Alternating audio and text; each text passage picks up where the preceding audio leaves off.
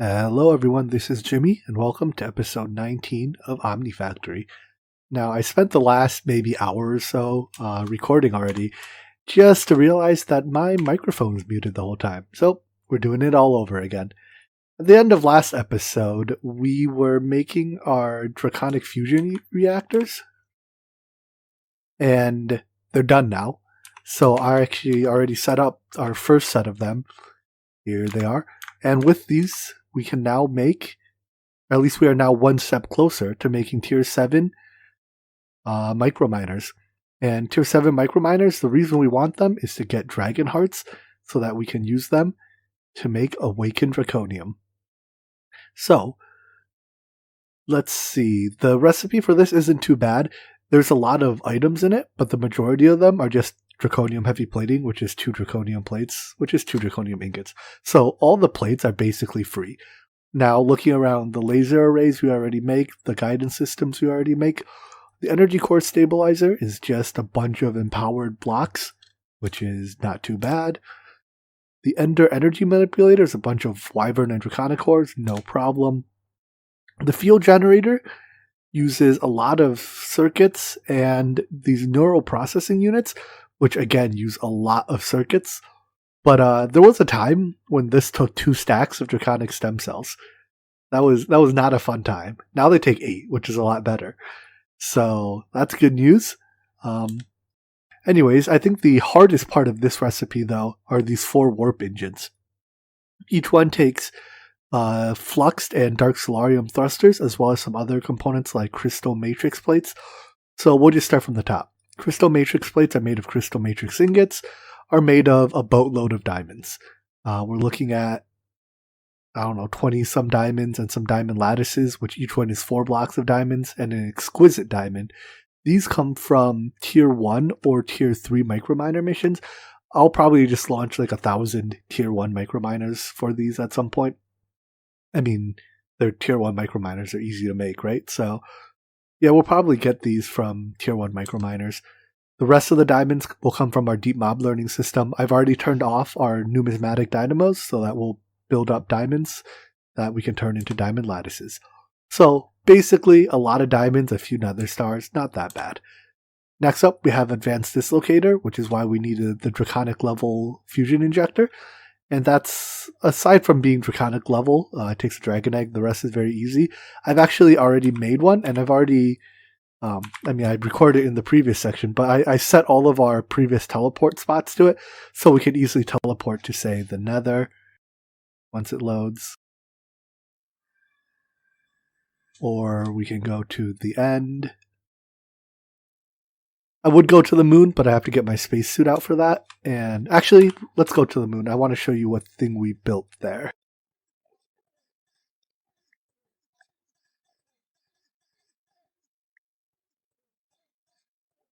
So while I was busy recording while muted, we went to the moon and built a couple more of these lunar mining stations. So we had our first one here that was gathering helium 3. Well, I set up a couple more, 3 more precisely, to gather deuterium because we happen to need a fair amount of it in making these warp engines.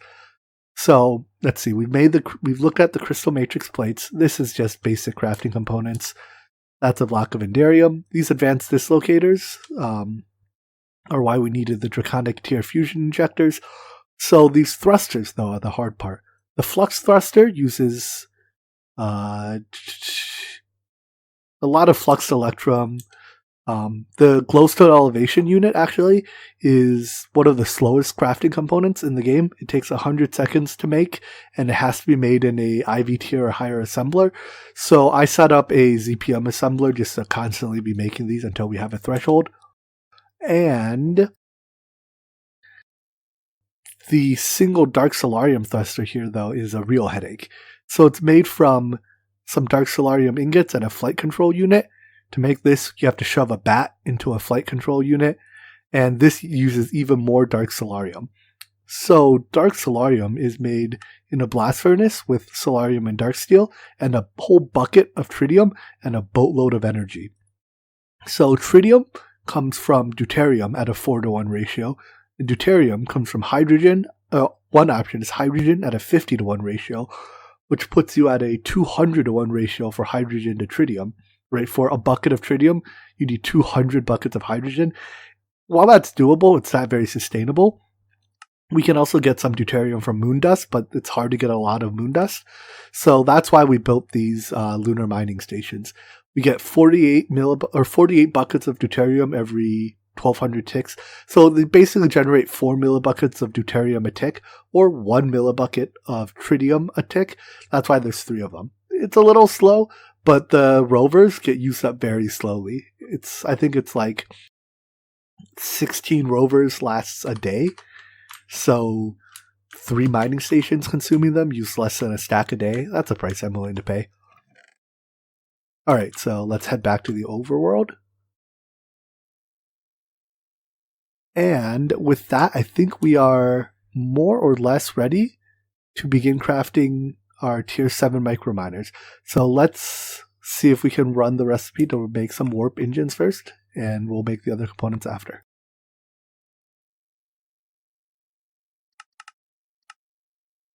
Nope, looks like that's fine. I left out the plate recipe.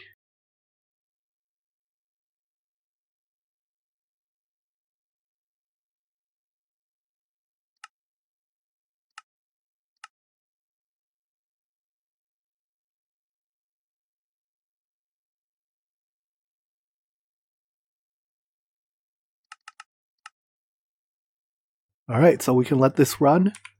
It'll probably take it a little bit, so I'll be back when it's ready, and I'll gather up the other components for our microminer in the meantime.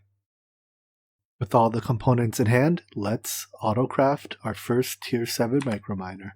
So like before, we put down the crafting table, put the recipe in it, leave it in, put our automation interface on top of that, import the recipe, and configure it to eject up. Put a ME interface on top of that, and plug everything in.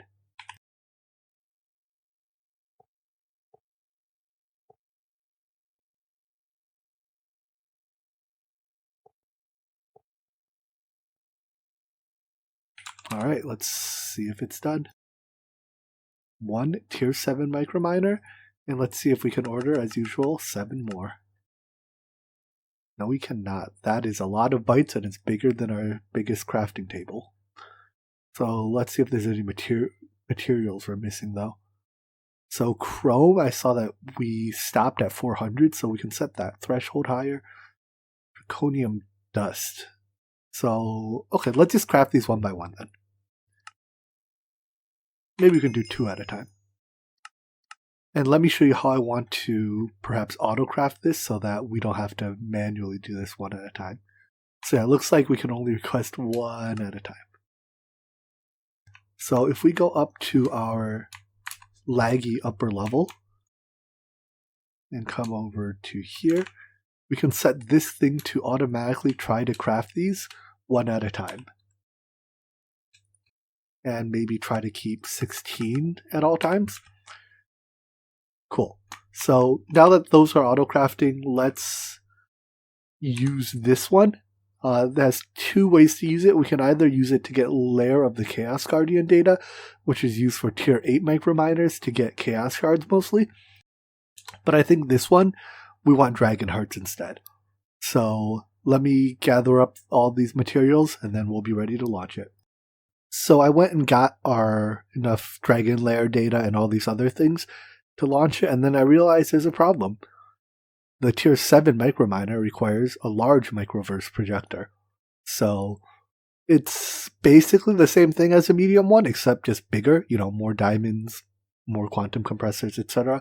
So let me gather up these materials. Wow, 250 blocks of diamond. But yeah, let me gather up all these materials, and then we can build the large Microverse projector. With all the components in hand, let's build us a large Microverse projector. This thing is huge. Alright, here's our large Microverse projector, and it sure is large. So let's send our first tier 7 microminer on its way. You don't need that potato. There it goes. And then, while I was building that, our auto-crafting finished 2 more of these. So let's send these off as well. So what do we need? 2 stacks of dilithium, or 4 stacks of dilithium, a stack of quantum flux, and a stack of dragon lair data.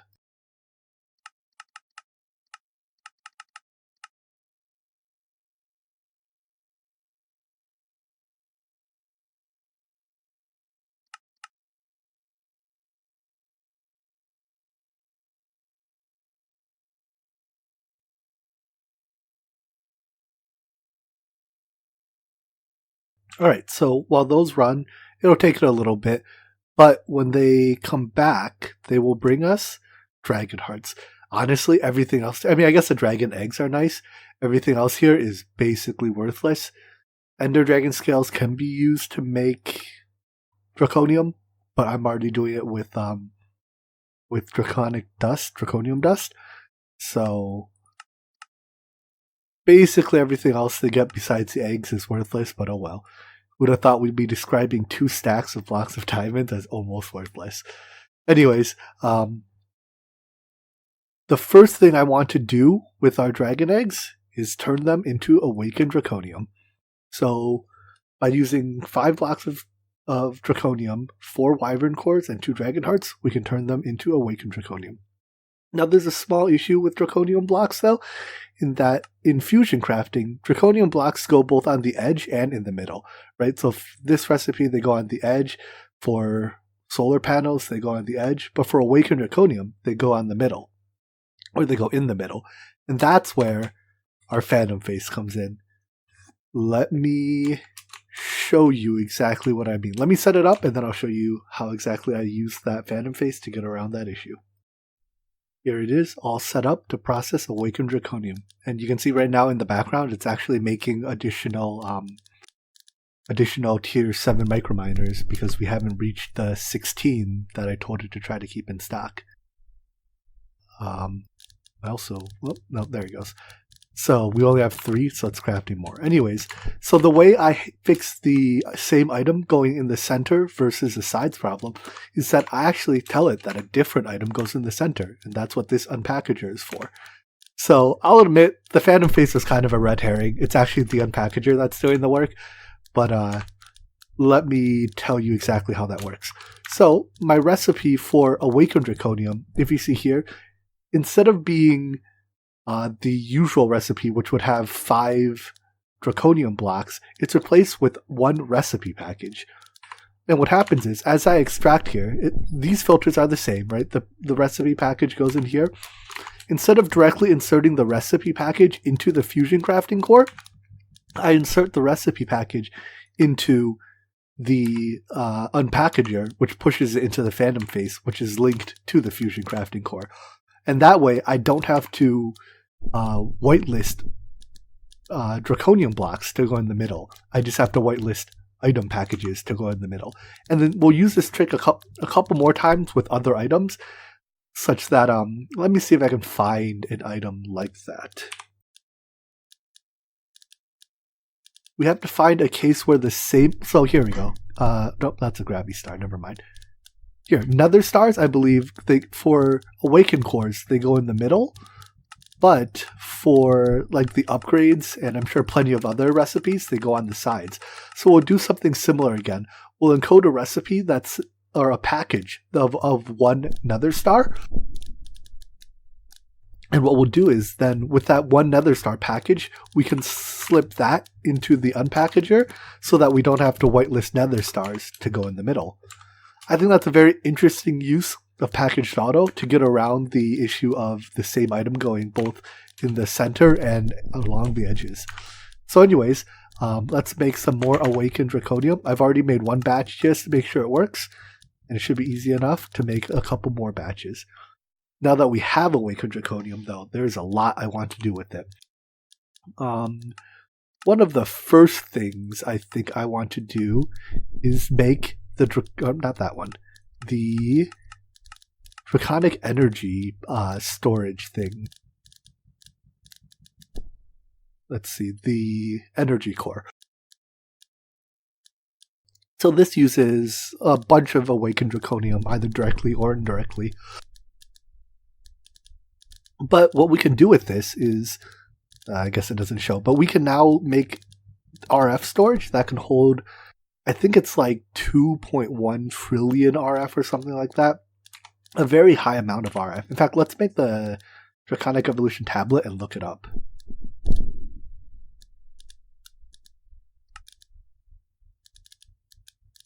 And we need a bit more smooth stone.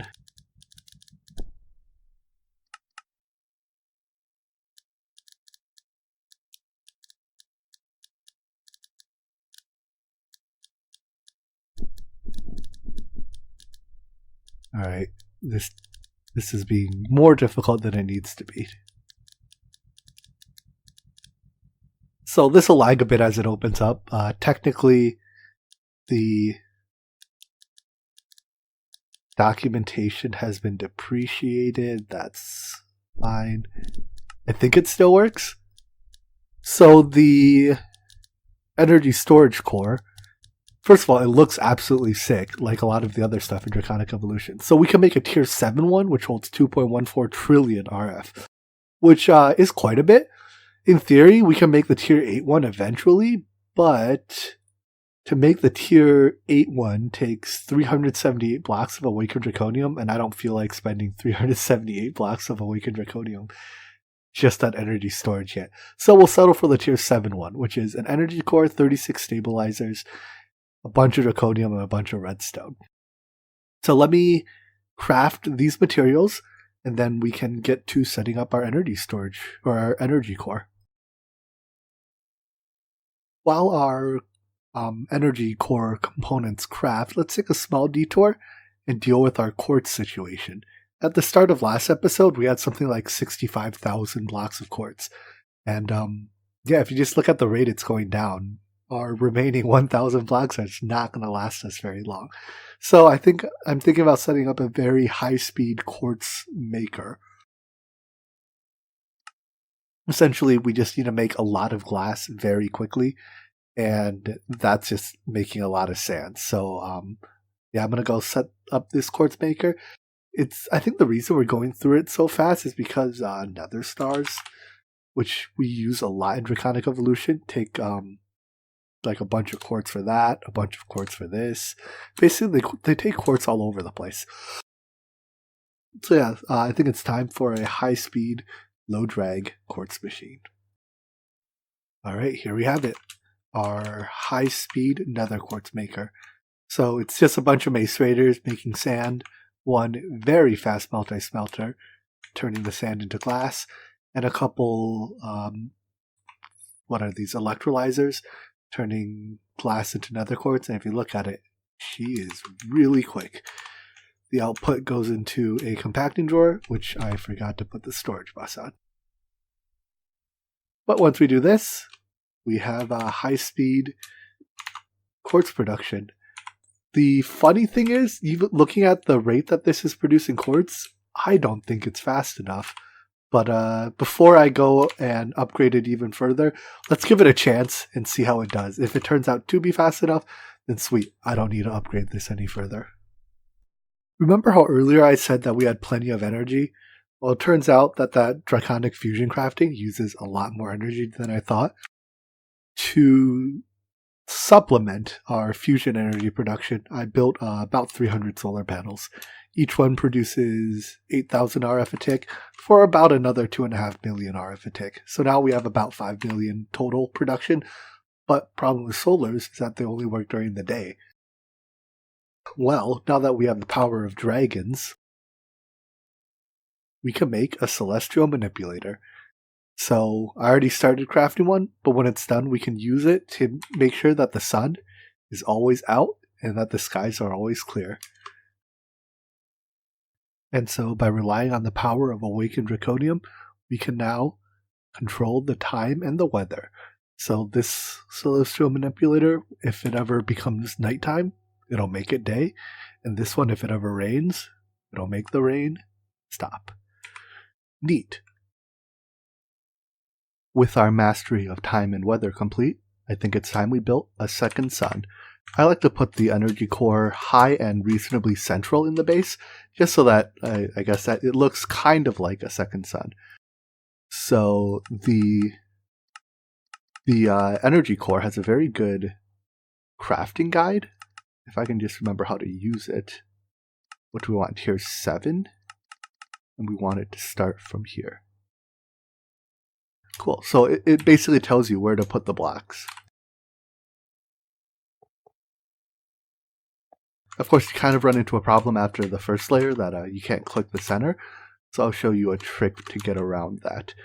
If you... let's get some cobble or something.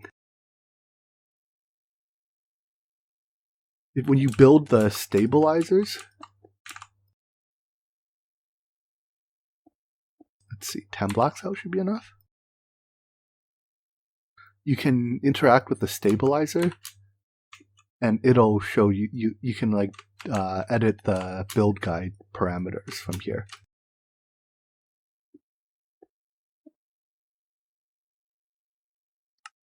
Like so. So let me build this energy core, and I'll be back as we're finishing it up. Well, I finished building it, and I had no leftover blocks, so that's usually a good sign. Moment of truth. Hey, core valid. I think that's good. Would you look at that? Now we have our energy core. So to connect to it, we have to use energy pylons, which I made a handful of. And they take a little bit of glass to activate. So you just place an energy pylon down approximately where you want it to be. And then you place a piece of glass either on top or beneath it. And it activates. So we want this to be input. Which one's input? I think that is input and that is output. So we want that one to be input, and then we can hook up our energy conduit to it. So we want to hook all of our energy producers to inputs, and then all of our energy consumers to outputs. So basically we'll have an input half of the network and an output half of the network. Would you look at that? Our rain stopping apparatus is stopping the rain. I think it's also making it daytime because it just became... no, it just hit morning. Oh, I guess what's happening is because the rain is blocking out the light, the daytime sensor thinks it's become night. Oh well, that's fine. Anyways, I'm just going to hook up these energy conduits, and then we'll be right back. With our second sun in the sky, brightly lighting up our base, even in the brief moments when it is nighttime or raining, I think it's time we moved on to our next project. So normally what I would do here is build all the Draconic Evolution armor, right? Like the Draconic armor and maybe like a bow and the Staff of Power and go kill the Chaos Dragon. But there's actually an easier way to get Chaos Shards in this pack. So Chaos Shards are what gate us to the next tier of Draconic Evolution. Mostly they give us access to the Chaotic Core as well as the Chaotic Fusion Injector. So normally to get these you have to go, dress up and kill the Chaos Dragon. And for each Chaos Dragon you kill, you get 4 of them. And it takes a while to fly to them. They're like every 10,000 blocks in the end, and the fight takes like a minute. But there's an easier way to get them now. We can get them from the Tier 8 Microminer. It uses a layer of the Chaos Guardian data, which is basically a Tier 7 Microminer as well. So we have to make Tier 8 Microminers and step up our Tier 7 Microminer production to be able to support this. To upgrade our fusion injector set, we need to run 10 of these missions. So let's see how bad this recipe is. If I recall, Tier 8 Microminers are actually easier to make than Tier 7 ones. So nothing here seems too bad. Awakened Draconium we can make. These emitters use Tritanium, which we've been making in our crafting fusion reactor. Right, so one of the things I made here in the background was Tritanium, and we have 10-ish stacks of it. This stuff is really useful for tools too. It has extremely high durability. So I guess if we need to make tools going forward, I'll probably make them out of this Tritanium stuff and then never worry about breaking them again. Anyways, let's look at what else is part of Tier 8 microminers. So Crystal Matrix plating, that's just Crystal Matrix ingots, which is just a boatload of diamonds if I recall. So the reason I feel like it's cheaper than the Tier 7 one is that it only uses 2 warp engines, whereas the Tier 7 one uses 4, and it doesn't use these energy whatever doohickeys.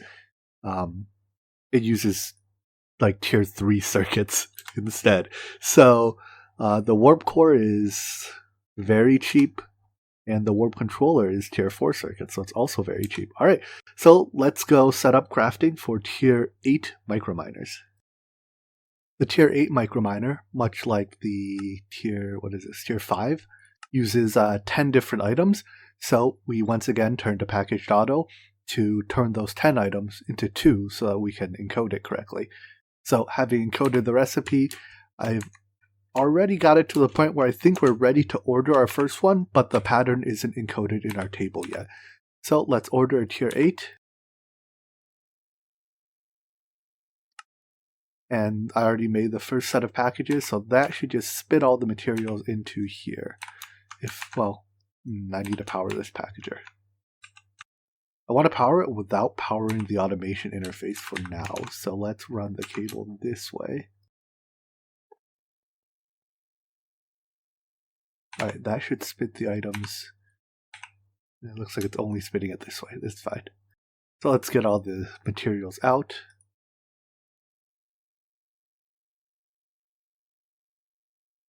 Is that all 10 stacks? Hey, we got an achievement. Let's put them into here. Hey, we completed a quest. Let's save the recipe to here, and then when we powered the automation interface,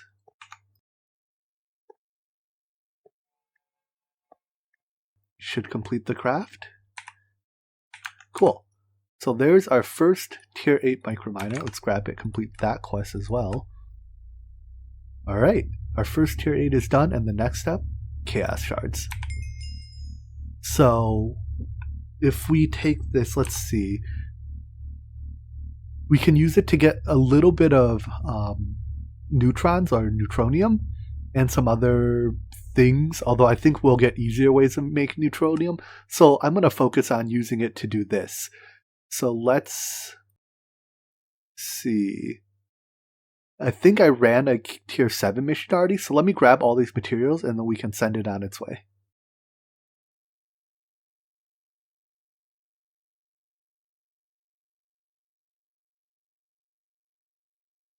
And what else was I missing?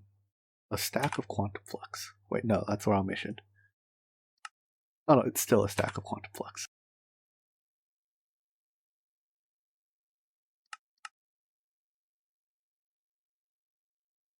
Right, let's go to our Microverse projector.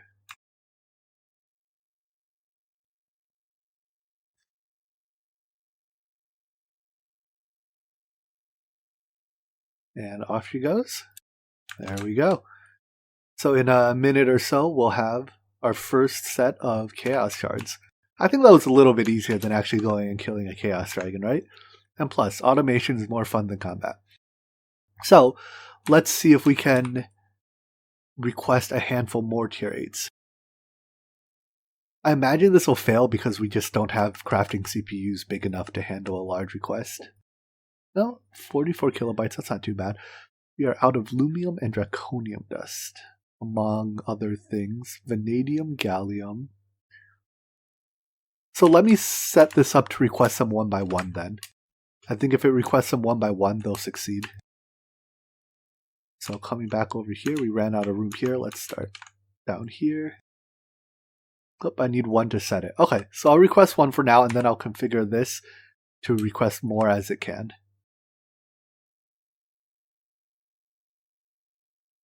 Alright, here is our level emitter set to 16 Tier 8 microminers, and our export bus that'll craft them one by one until we get there. So now we have automated Tier 8 microminers. And by now I think our Tier 7 has, or our first Tier 8 mission has completed. And we have 4 chaos shards. So with that, I think that completes another quest.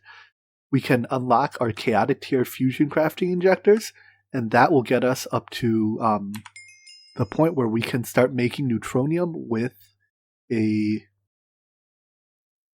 GregTech Tier 3 fusion reactor.